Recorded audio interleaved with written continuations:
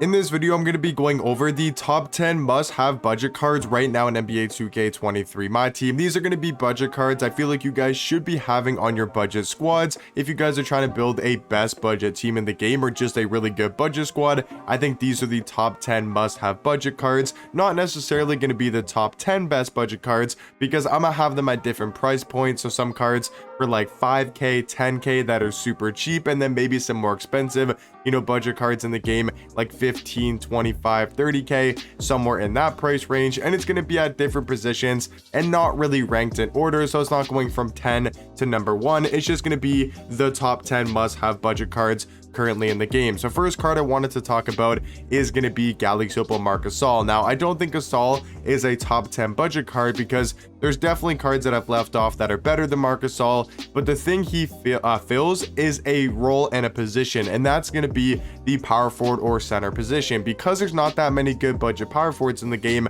I think he's a top 10 must-have budget card because he's probably the best budget power forward. He's 7'1" at that power forward position, 7'4" wingspan, a really good defender, and like I said, he fits that need, he fits that role of a power forward or a center. Just having that budget big in the game for under 10k, he's super cheap, he can guard a lot of power forwards in my team, does have some pretty good size and a very solid jump shot, so he can give you some very solid, production on the offensive end. Next card here, once again, not ranked in order, but next card is going to be Opal Big Z, and the reason why he's in this top 10 is because he's a must-have budget card when there's so many other taller cards in the game that you'll most likely be facing, whether it's Victor Wembanyama, whether it's Bol, it's Chet. Even if you want to run him on your budget squad so we can guard like the power forwards and the centers, that's the really nice versatility thing about Big Z, is going to be his ability to guard multiple different positions. He can guard most small forwards, he can guard most power forwards, and most centers as well. So he's 7'3", small forward shooting guard, 7'6" wingspan.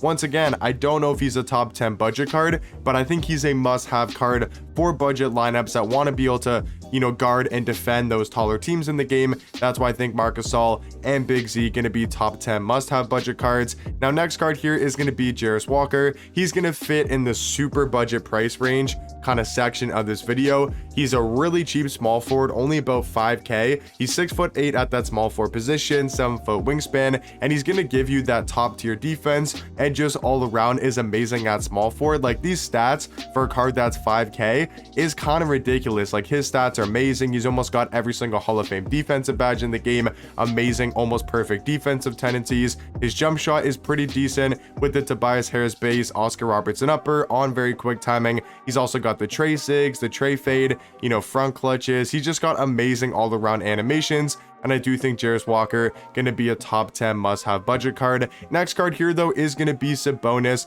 the Opal hero version, and once again, I don't think he's a top 10 budget card, but the reason why he's in this top 10 is because there's no good budget centers in the game.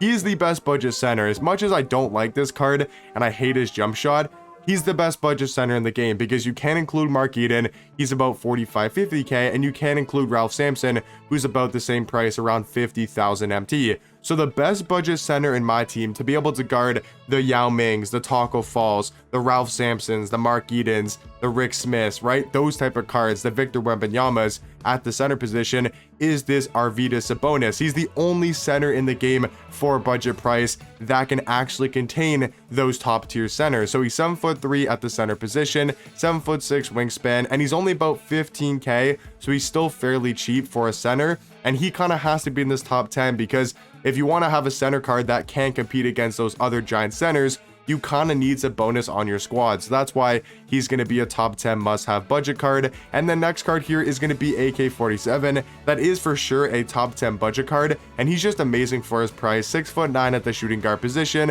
7' wingspan. I mean, he is on the more expensive side. He's about 15, 20k, probably somewhere in that price range, but he is definitely worth that price tag. I mean, such a good defender, tons of Hall of Fame defensive badges, only missing one in the game, which is Workhorse. He's still got that great jump shot with the O'Shea base, the Miles Bridges upper on very quick timing. He's still got really good sigs and a great jump shot, great fade, great defensive tendencies, like all around, AK just a beast at the shooting guard position. Next budget card here though is going to be Scottie Barnes. I think he's super good for how cheap he is. He's under 10k, or he's about 10 to 15,000, somewhere in that price range. He's going to be a 6'8" point guard, 7'2" wingspan. His defense is the main thing about Scottie Barnes, and I think he's a top 10 must-have budget card in the game because he's one of the best point guards in the game in general. And like I said, he's only about 10 to 15k, 97 block, 97 steal, 95 perimeter, 93 interior defense. He's also fairly quick and athletic. He's great at getting to the rim.